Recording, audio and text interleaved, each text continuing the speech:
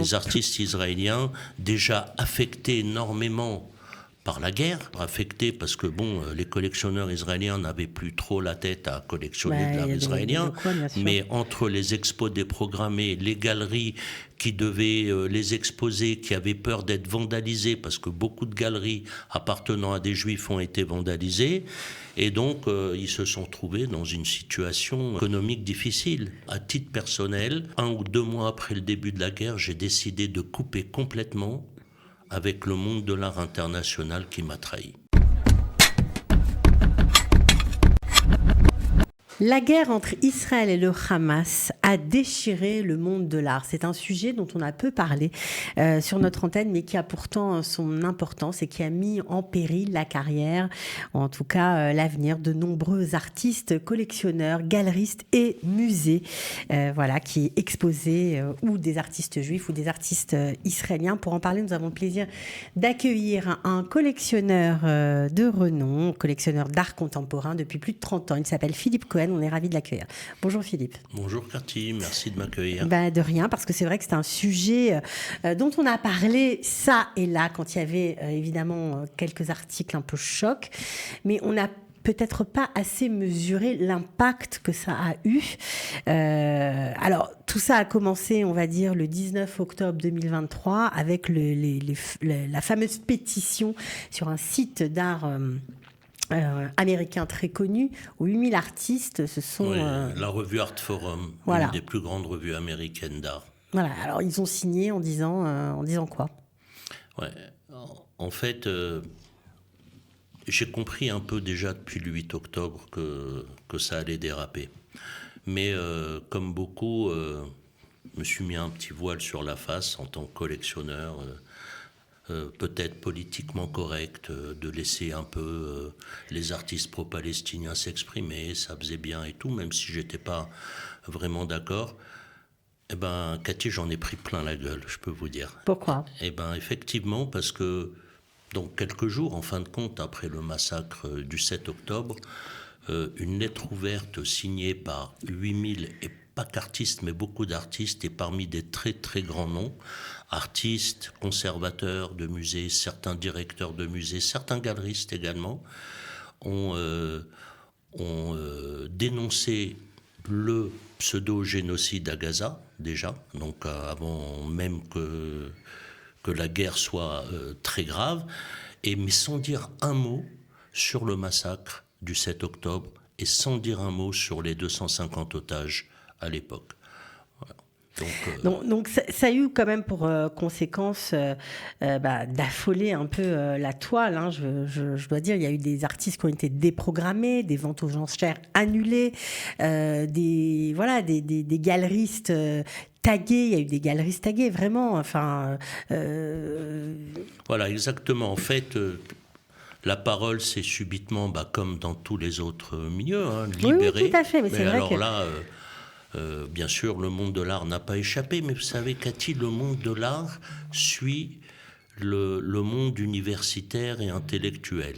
Et la chef de file de tous nos malheurs aujourd'hui, c'est Judith Butler, la philosophe, qui de surcroît est juive, malheureusement. Elle dit tout simplement que le 7 octobre est un acte de résistance. Et à partir de cette phrase, tout se dégrade dans ce monde, dans le monde intellectuel.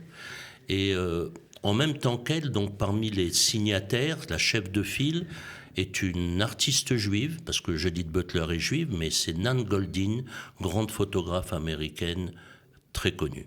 Nan Goldin a, évidemment, a poursuivi le discours de Judith Butler. Bon, évidemment, alors là... Et tout ce qui est, tous les mouvements issus du BDS, pro-palestiniens, qui ont infesté nos universités à travers le monde, en France bien sûr, mais surtout aux États-Unis.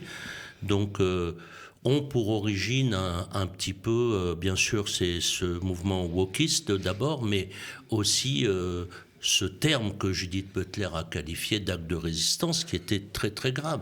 Très grave, parce que ça a fait en sorte que, il fallait plus entendre parler d'un artiste israélien, et pire que ça, il fallait, si on ne dénonçait pas Israël, on était suspect. Exactement. Donc après, terrible. Voilà, il y a différents, déprogrammés, j'imagine. Différents groupes qui se sont créés, qui ont commencé tout simplement d'abord à déprogrammer, à boycotter, à dénoncer, à dire qu'ils retiraient leur œuvre de telle exposition si cet artiste israélien ou pro-israélien. Donc ça a été loin, parce que vous pouviez être, dès que vous étiez israélien et juif de surcroît, quoi qu'il arrive, vous êtes qualifié de génocidaire. Et on sait que le milieu artistique des artistes israéliens sont pas des gens ni de droite ni d'extrême droite, ils sont plutôt des gens de gauche, mais peu importe. Voilà, donc ça a été terrible pour eux. Alors ça a été partout, on va dire, dans tout ce qui est art contemporain, mais aussi pour le cinéma. C'était toute bien la sûr, culture le cinéma a été extrêmement atteint, mais pour ne citer qu'un boycott contre Amos Gitaï, donc on connaît parfaitement les positions.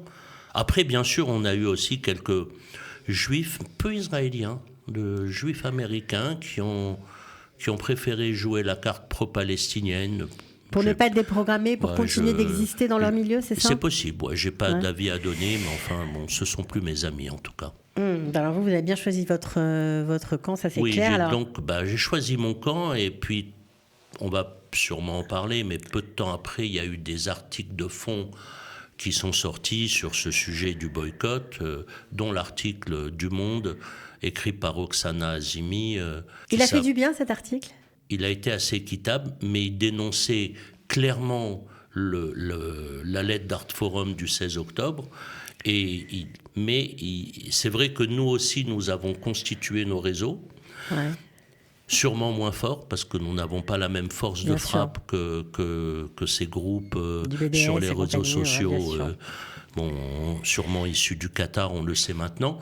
Et donc, on a lutté tant qu'on a pu avec un groupe qui s'appelait Art World for Israël. Alors ça, c'est très important de le signaler, parce que non seulement les artistes ont été, on va dire, déprogrammés, mis au banc de la société artistique, mais les collectionneurs ont été visés, et ça, c'est terrible. En tout cas, les collectionneurs juifs, vous avez été affichés sur les réseaux sociaux.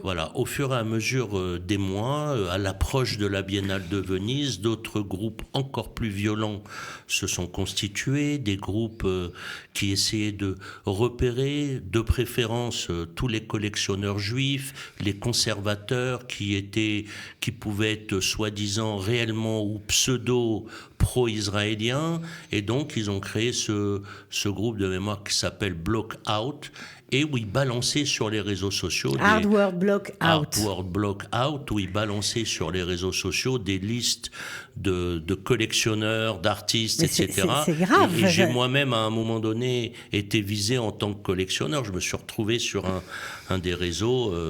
Ils ont piraté, ils ont réussi par... ils sont très forts au niveau des réseaux sociaux. Est-ce que ça a eu des conséquences ? Non, il n'y a pas vraiment eu... Vraiment, là où il y a eu les conséquences les plus graves, en fait, c'est sur les artistes israéliens. Les artistes israéliens, déjà affectés énormément par la guerre, affectés parce que les collectionneurs israéliens n'avaient plus trop la tête à collectionner de l'art israélien, mais entre les expos déprogrammés, les galeries qui devaient les exposer, qui avaient peur d'être vandalisées, parce que beaucoup de galeries appartenant à des juifs ont été vandalisées, et donc ils se sont trouvés dans une situation Est-ce que ça va mieux ? Économique difficile. Ça va mieux ou pas ? Non, ça va pas du tout mieux, et il faudrait que... donc moi personnellement, à titre personnel, 1 ou 2 mois après le début de la guerre, j'ai décidé de couper complètement avec le monde de l'art international qui m'a trahi, pour ne me consacrer exclusivement d'abord à comprendre ce boycott de l'art culturel israélien, mais aussi de réfléchir aux moyens de lutter contre. Donc, vous prônez, en fait, certains ont la même réflexion que vous. Et 3 mois après ce massacre du 7 octobre, ils ont décidé, je pense à Arthur évidemment, d'acheter de l'art israélien. Alors évidemment, tout le monde est au courant de l'action générale qu'Arthur a fait depuis le 7 octobre. Hein, et vraiment, on ne peut encore que le remercier. Mais Arthur est un collectionneur, les gens le savent peu, et il a tout de suite compris, sans consulter vraiment personne, puisque je le connaissais pas du tout à l'époque, enfin je le connaissais que de nom à l'époque. Et 3 mois après, il a pris la décision de soutenir les artistes israéliens en achetant une quantité importante d'œuvres d'art d'un certain nombre d'artistes. Et il les a exposées, comme peut-être que vous étiez là, au musée de Tel Aviv. Et ça a été vraiment un geste majeur que, à ma connaissance, aucun autre collectionneur juif dans le monde n'a fait. Et j'encourage vivement les autres collectionneurs à faire pareil. Et puis, voilà. C'est ça la solution aujourd'hui ? C'est une des solutions. Je pense qu'il y a 2 autres solutions, 2 autres moyens, même si à notre niveau par rapport à la puissance arabe, on va dire, et pro-palestinienne sur les réseaux sociaux, nous devons continuer à chercher, à dénoncer. Certains le font. Rappelez-vous ce groupe Sword of Solomon qui a quand même réussi à faire interdire une artiste qui a été exfiltrée de Gaza en France et qui s'est avérée être une antisémite. Elle a été, de mémoire, si je me rappelle bien, renvoyée au Qatar. Et donc il faut continuer à lutter comme ça. Et puis moi, à titre personnel, mais j'en reparlerai quand ce sera fait, mais avec 2 ou 3 personnes, on est en train d'ouvrir bientôt, je ne peux pas trop dévoiler le projet, mais une plateforme de vente en ligne exclusivement d'artistes israéliens. Voilà, pour essayer de leur donner un coup de main, de leur donner de la visibilité. Exactement. Moi, à titre personnel, j'ai complètement arrêté d'aller même dans les foires d'art international, Art Basel, les plus grandes foires. Et de collectionner de l'art israélien. Et de collectionner aussi, je ne veux me consacrer qu'à l'art israélien pour l'instant. Et franchement, avec ce qui m'est arrivé, avec cette trahison tellement forte, je ne suis pas sûr de revenir dans le monde de l'art, ce monde de l'art qui m'a trahi, comme je l'ai dit. Ça pourrait être une force pour tout cet univers culturel, tous ces artistes juifs israéliens, de s'entraider, de se serrer les coudes. Ça pourrait donner quelque chose de bien. Écoute, Cathy, franchement, je vais dire moi, je suis dentiste de métier, mais ce monde intellectuel, ce monde de l'art m'a nourri 30 ans. Il ne me nourrit plus. Mais on a, grâce à Dieu, suffisamment d'intellectuels de très haut niveau en Israël et d'artistes de très haut niveau pour déjà continuer à s'épanouir avec eux. Et si en plus on peut les aider, alors on a réussi. Merci beaucoup, Philippe Cohen.